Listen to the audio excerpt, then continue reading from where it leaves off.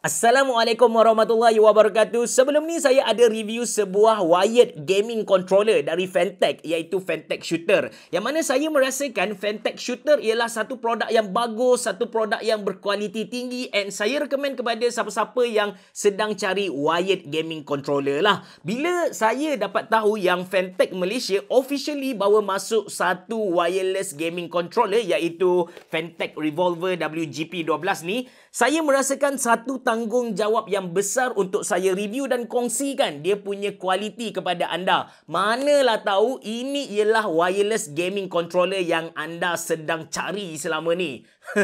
Anda bersama saya Ashraf Jeffrey dalam channel YouTube Mona Lisa. Kalau anda belum tekan butang subscribe, pastikan anda tekan butang subscribe dan juga button loceng yang ada dekat tepi dia tu. Jom!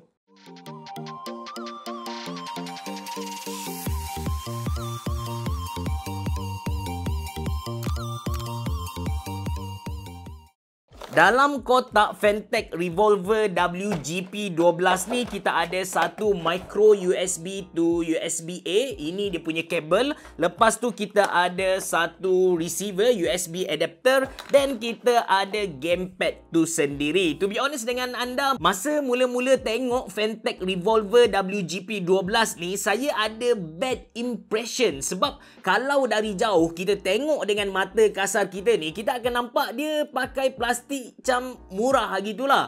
Tapi bila pegang, baru kita tahu yang controller ni dia punya build quality mantap, solid. Kita dapat rasa yang di dalam dia padat, tak adalah rasa kosong tu, memang tak wujud langsung. And dia pakai plastik jenis matte, so susah untuk tinggal kotoran, and berat dia ialah 178 gram sahaja. Basically, controller ni dia ada 17 button dan dia punya pattern tu jenis PlayStation, bukan jenis Xbox. Maksudnya, directional pad ataupun arrow key ni ada dekat atas, and kedua-dua thumbstick ada dekat bahagian bawah. Button-button dia ni bagi saya solid. Bila kita tekan tu, kita dapat rasa yang button dia tu padat, and yang penting tak bergoyang. Serius, sedap tekan. Thumbstick dia ni kalau anda tengok, bahagian atas dia tu melengkung ke dalam, and material yang dia guna tu getah. Dan keliling dia tu dekat luar macam dia punya border tu, dia buat design yang macam ni supaya bila kita pegang dia tak tergelincir. Kemudian kalau tekan button R2 dan juga L2, kita dapat rasa yang spring dia tu agak kuat tapi dia tak menyusahkan user. Port micro USB ada dekat bahagian atas, notification LED ada dekat bahagian bawah main button ni. Tapi to be honest dengan anda, saya tak faham sangat dia punya function notification LED ni. Untuk cek bateri pun tak boleh, dia sekadar nak tunjuk yang dia sedang pairing. Macam tu sajalah.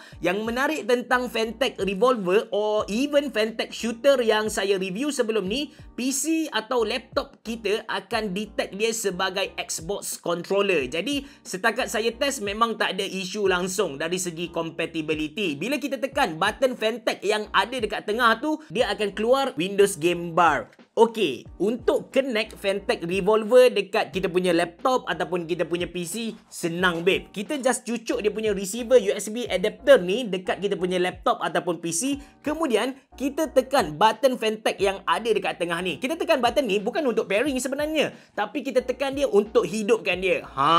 Fantech Revolver ni dia ada satu perangai bila mana kita tak guna dia dalam satu jangka masa macam 5 minit, 6 minit macam tu, dia akan masuk ke dalam sleep mode untuk jimatkan dia punya bateri. Tapi kan, saya just test dengan satu controller sahaja. Saya tak pasti bagaimana nak connect kalau kita ada 2, 3 ataupun 4 controller. But theoretically dia sama sahaja, sepatutnya tak ada isu lah. Okay, compare dengan Fantech Shooter sebelum ni, tracking untuk Fantech Revolver ni jauh lagi precise, jauh lagi tepat guys. Kalau nak guna Fantech Revolver untuk main game tembak-tembak, aim enemy, nak sniping slowly pun tak ada masalah. Kalau kita gerakkan dia punya thumbstick ni perlahan, so pergerakan kita punya aim dekat screen tu pun perlahan. Kalau kita gerakkan laju, so pergerakan dia jadi laju. Berbeza dengan Fantech Shooter yang saya review sebelum ni, dia punya pergerakan tu inconsistent, so susah kita nak aim enemy. Dari segi keselesaan pula, saya guna Fantech Revolver ni dalam sejam setengah macam tu main Genshin Impact, and saya dapati yang saya punya tapak tangan ni tak rasa sakit lah. Ada sesetengah joystick yang saya gunakan, bahagian sini bila saya pegang lama-lama akan rasa sakit, but untuk Fantech Revolver, okay, tak ada masalah. Maybe disebabkan dia punya batang bahagian bawah ni tak tebal sangat and dia punya berat pun sekadar 179 gram. So dia tak bagi tekanan kepada saya punya tapak tangan ni lah. Okey, bateri untuk Phanteks Revolver ni ialah 600 mAh which is agak kecil, tapi bila saya test bolehlah bertahan sampai 3-4 jam macam tu. Yang best tentang Phanteks Revolver ni, antara satu benda yang saya suka, kita boleh guna dia sambil kita charge.